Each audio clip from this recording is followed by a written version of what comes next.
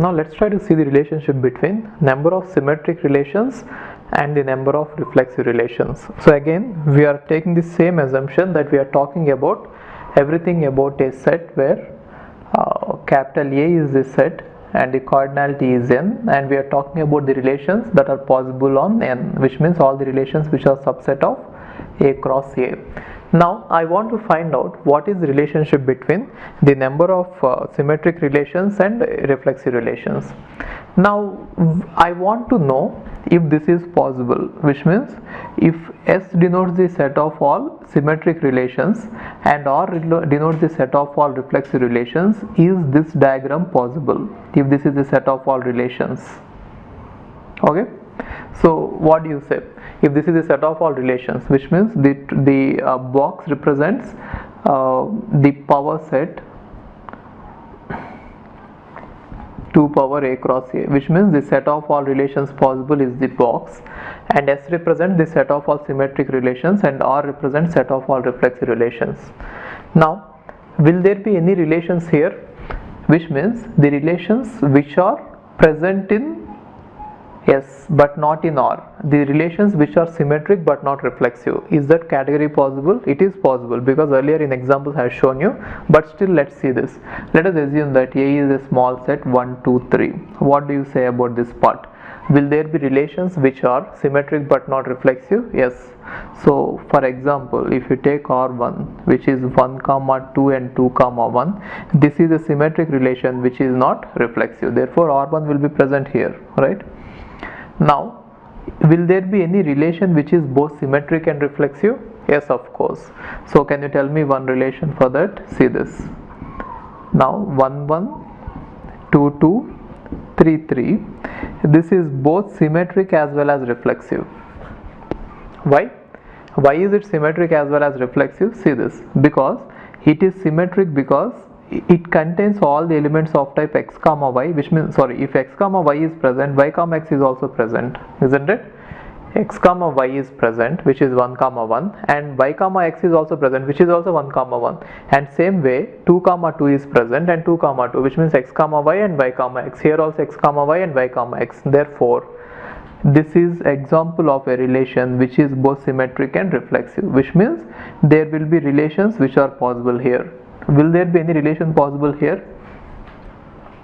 Which means the set of, will there be any relation which is reflexive but not symmetric? See this example. Let us say 1 comma 1, 2 comma 2, 3 comma 3, and then 1 comma 2. This relation is reflexive because it contains all the diagonal elements, but it is not symmetric because it contains an element 1 comma 2, which means x comma y, but it does not contain the element y comma x, which means 2 comma 1. Since 2 comma 1 is not present, this is an example of a relation which is reflexive but not symmetric. Got it? Now will there be any relation present outside, which means is there any relation possible which is not symmetric and which is not reflexive? Yes, of course. See this.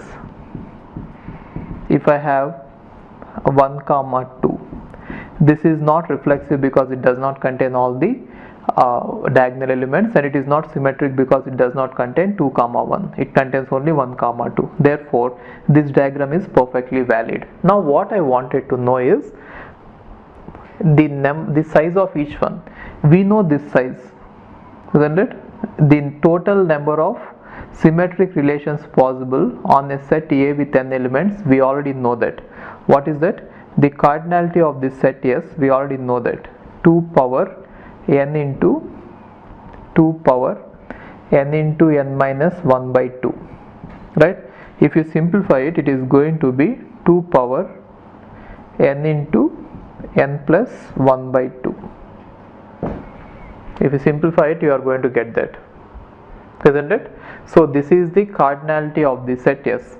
Now what about the cardinality of the set R, the set of all reflexive relations? So what can you say about it? The cardinality of the set R, right? So how can you, we already know this one also, right? So what is it? 2 power n into n minus 1.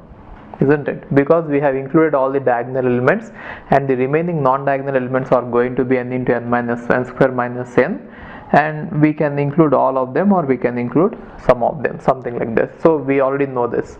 So the total number of reflexive relations possible is this, the total number of symmetric relations possible is this. Now what I wanted to know is, let me write the numbers.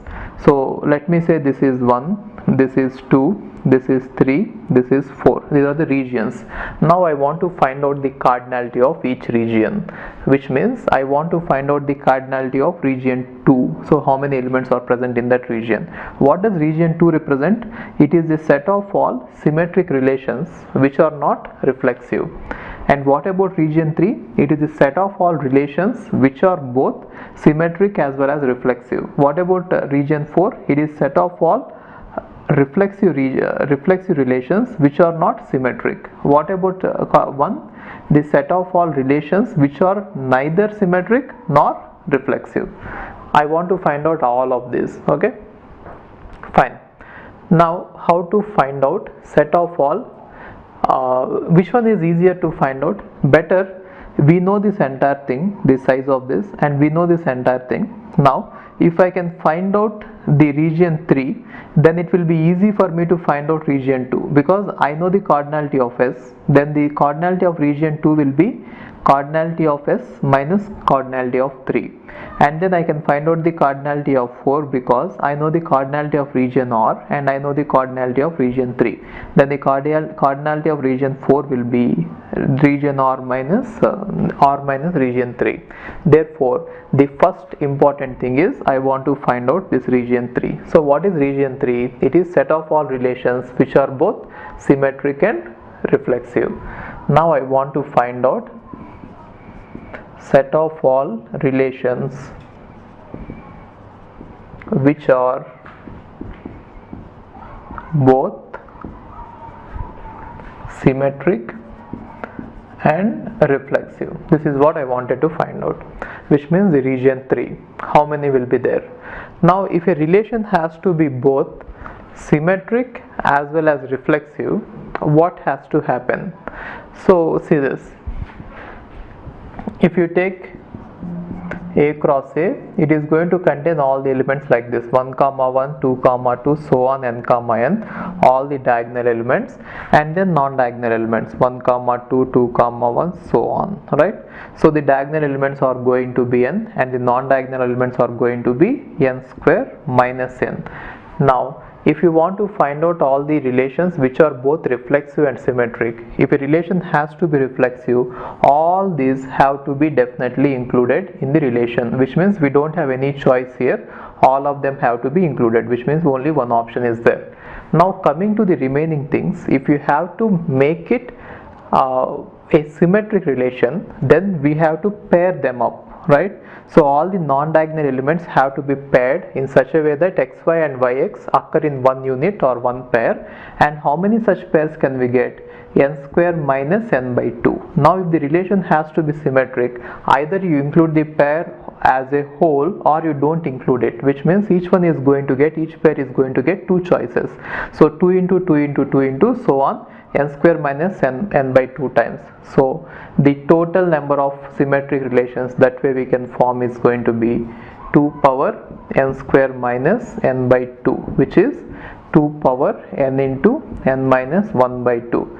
So this is the total number of relations which are both symmetric and reflexive. Got it? So the cardinality of S intersection R is going to be 2 power n into n minus 1 by 2, which means we got the region 3. We know the S, we know the R, we know S intersection R, therefore we can find out all the remaining things. And what about this one? What about the entire total number of relations possible? The total number of relations possible is going to be 2 power n square. We already know that, isn't it? So now let's see this one. So now we know S minus R, which means set of all the number of relations which are both symmetric and reflexive is going to be this one. Now I want to find out S minus R. What is S minus R? The number of relations which are symmetric but not reflexive is nothing but n of S From that diagram you can check it. S minus R means I am talking about region 2. Region 2 is nothing but S minus S intersection R, right? N of S intersection R, right? Let me write like this, otherwise, right? Cardinality of this minus cardinality of that. So what is cardinality of this? Yes, the number of symmetric relations is going to be n of n into n plus 1 by 2 minus the number of relations which are both symmetric and reflexive is going to be n into n minus 1 by 2. So this is the total number of relations which are symmetric but not reflexive. Now I want to find out region 4. What is region 4? The number of relations which are reflexive but not symmetric, right? The cardinality, the number of relations which are reflexive but not symmetric. Again it is going to be the cardinality of R, right, minus cardinality of S intersection R. So we know that the number of reflexive relations is going to be 2 power n into n minus 1. From this I have to subtract 2 power n into n minus 1 by 2. Right. Now I want to find out the number of relations which are neither symmetric nor reflexive. Neither symmetric nor reflexive means n of this S union or complement. They should not be present in any of these three areas, then which is nothing but total relations minus sum of these three areas, right?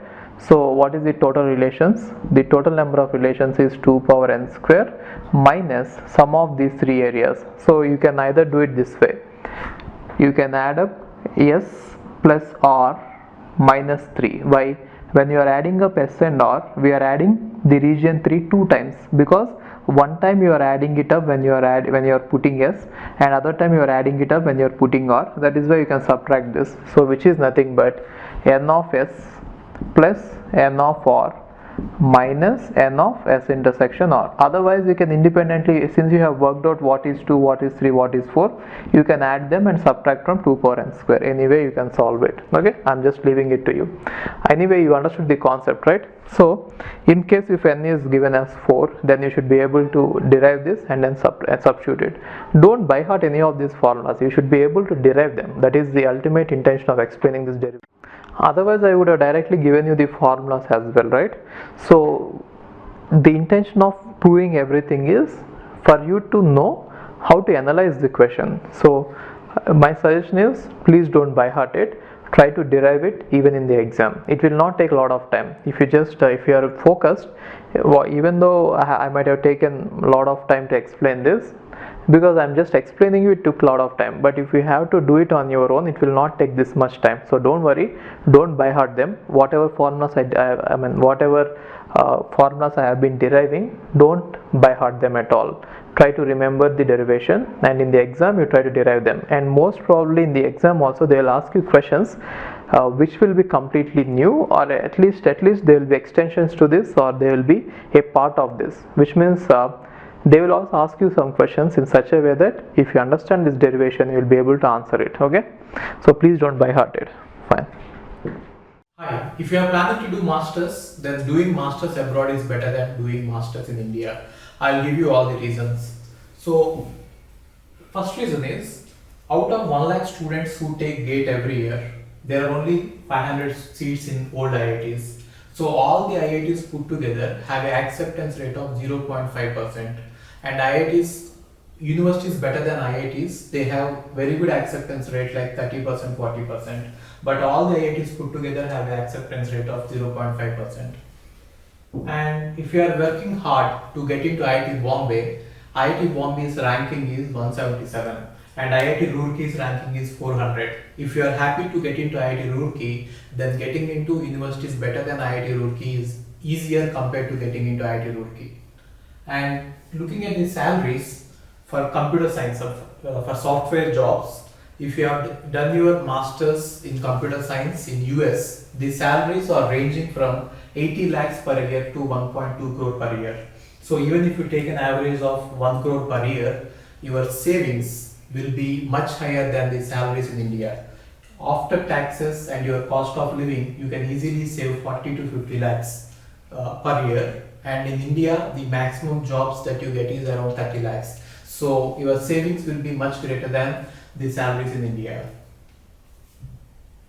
And these are all the services that we provide. University shortlisting. So depending on your profile, we will shortlist what are the universities that you have to apply, and statement of purpose building, and then LOR guidance, and GRE and English test assistance, and education loan assistance. So you don't have to have any collateral, which means without any security, now you can get education loan. Getting education loan is very simple these days, and whatever the amount of fee that you have a range of universities. You can apply for 10 lakh universities, 20 lakh universities, or 50 lakh universities. But whatever it is, you are going to get complete education loan, and you can pay off your education loan in 1 year after you get a job.